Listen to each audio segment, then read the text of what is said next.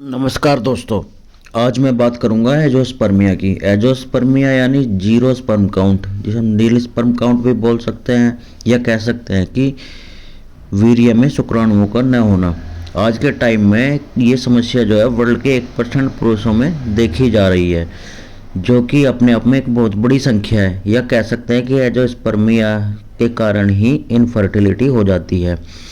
आज मैं इस बीमारी के ही कारण, लक्षण और ट्रीटमेंट की बात करूंगा और कुछ होम्योपैथिक दवाओं की भी बारे में बताऊंगा। वैसे तो अन्य चिकित्सा पद्धति में यही बोल दिया जाता है कि नील स्पर्म काउंट का कोई इलाज ही नहीं है, कि इसको ट्रीट किया ही नहीं जा सकता। पर होम्योपैथी में कुछ अच्छी दवाएं आती है जो कि 10 से 20% पुरुषों को ठीक कर देती बिल्कुल, और ठीक होते हुए देखा भी गया है। अब बस शुरू कर लेते हैं। तो अगर देखा मैं कहूँ तो जैसे मैंने बताया आपको, संसार के 1% पुरुषों में इनफर्टिलिटी की समस्या देखी जाती है। और जो इनफर्टिलिटी के पुरुष होते हैं उनमें यही कारण होता है एंजियोस्पर्मिया की, यानी मतलब कि जीरो स्पर्म की एक बहुत बड़ी समस्या होती है। ऐसे में क्या होता है कि परिवार टूटते हैं, परिवारों का विघटन होता है, परिवारों में तनाव पैदा होता है। तो सबसे पहले हम जान लेते हैं कि एंजियोस्पर्मिया होता क्या है। जब वीर्य में कोई भी स्पर्म ना आए, मतलब कि आपका वीर्य निकल रहा है लेकिन उसमें जो शुक्राणु की संख्या होती है वो जीरो होती है, तो इसी को हम एंजियोस्पर्मिया बोलते हैं। अब इसके सिम्टम्स, मतलब लक्षण, भोसले के लक्षण तो वैसे कुछ खास नहीं होते। लक्षण सबको पता चल जाते हैं कि बहुत ज़्यादा कोशिश करने के बाद भी बच्चे पैदा नहीं हो रहे हैं। यही इसका सबसे बड़ा सिम्टम्स है। इनफर्टिलिटी है, बच्चे पैदा नहीं हो रहे हैं, यही एंजियोस्पर्मिया का लक्षण है। बाकी इसके अलावा और कुछ नहीं होते हैं। अगर इसके दो रीजन होते हैं, एक फंक्शनल होता है, एक ऑब्स्ट्रक्टिव होता है। जब किसी मरीज में, मतलब कि ऑब्स्ट्रक्टिव की बात कर ले तो जब किसी मरीज में मतलब कि जो वीर्य जो होता है, वीर्य के जो सीमाइनल टिश्यू होते हैं जो ब्लॉक हो जाते हैं, और या तो जो कि वस्त उनका जो डिफरेंस हो जाता है वो बहुत ज़्यादा हो जाता है सीमन प्रोडक्शन का। तो इसमें क्या होता है कि वीर्य जो होता है कि वो बाहर ना निकलने की बजाय वो अंदर ही चला जाता है वापस। मतलब कि आप सेक्स कर रहे हो, सेक्स करते टाइम क्या होता है, वीर्य बाहर निकलता है, लेकिन इसमें क्या होता है कि बाहर ना निकल कर वापस ही अंदर चला जाता है। अंदर जाने की वजह से वो क्या होता है, वहाँ अंदर जाके मिलता है, फिर क्या होता है वो इन्फेक्शन पैदा करता है, जिसकी वजह से भी आपको इनफर्टिलिटी हो सकती है। और अगर हम फंक्शनल की बात करें तो फंक्शनल क्या हो, जिसमें मतलब डिफरेंस ही ना हो, मतलब कि आपके टेस्टिकल्स जो होते हैं उनमें एट्रोफी हो गई। एट्रोफी का मतलब होता है कि आपके अंडकोश जो है वो सिकुड़ गए हैं। यह तब होता है जब मतलब कि आपके अंडकोश जो है सिकुड़ गए, छोटे हो गए हैं।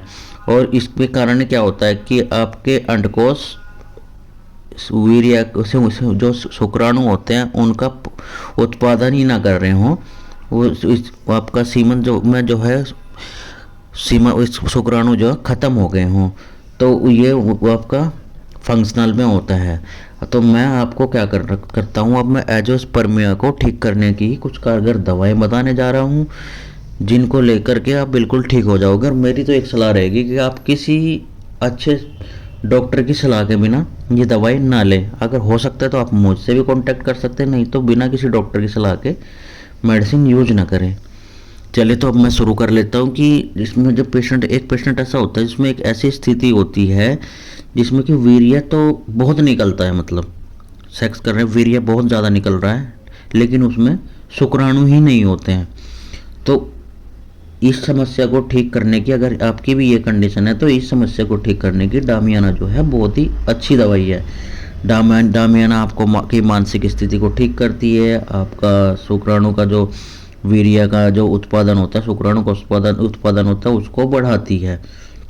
ये मरीज को ठीक धीरे धीरे ठीक कर देती है। आपको क्या करना है, डामियाना मदर टिंचर की 15 बूंद सुबह, 15 बूंद दोपहर, 15 बूंद शाम को आधे कप पानी में कम से कम 3 से 4 महीने यूज करनी है। अगर आपकी यह स्थिति है, मतलब कि वीर्य निकल रहा है उसमें सीमन नहीं है, तो ये आपकी समस्या को 3 से 4 महीने में बिल्कुल ठीक कर देगी और आपका शुक्राणु भी अच्छे से बनने लगेंगे।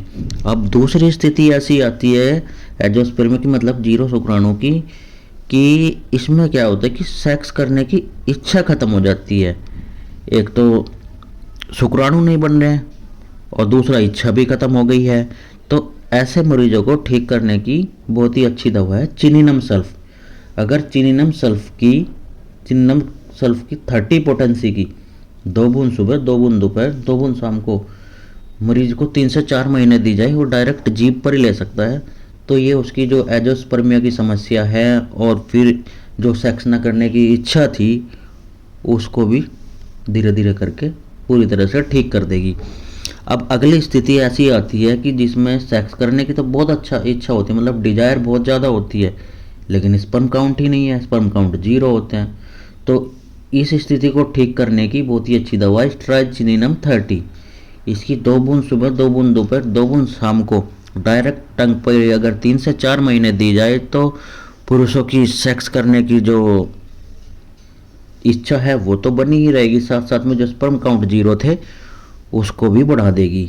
अब अगली स्थिति देख लेते हैं वो क्या आती है। इसमें क्या होता है कि स्पर्म काउंट नील हो गए हैं लेकिन पेनिस में इरेक्शन बिल्कुल भी नहीं आता है, जोश बिल्कुल नहीं आता, पेनिस खड़ा नहीं होता है, मतलब स्पर्म काउंट तो 0 है ही है, साथ में पेनिस भी खड़ा नहीं हो रहा है, अगर खड़ा हो भी रहा है तो थोड़ी देर में डाउन हो जा रहा है।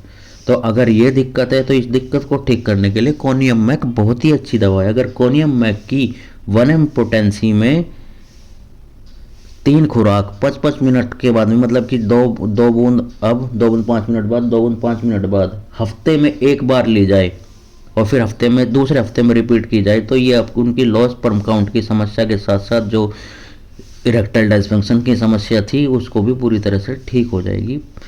और अगली स्थिति देख लेते हैं। इस स्थिति में क्या होता है कि स्पर्म काउंट 0 है लेकिन पेनिस पूरी दिन खड़ा रहता है, पूरा दिन इरेक्शन रहता है, स्पर्म काउंट 0 हो गए हैं, पेनिस खड़ा ही रहता है हर टाइम। इसमें क्या होता है कि अंडकोश छोटे हो गए हैं, मतलब कि अंडकोश में एट्रोफी हो गई, अंडकोश सिकुड़ गए, अंडकोश जो है कि शुक्राणुओं का उत्पादन नहीं कर रहा है।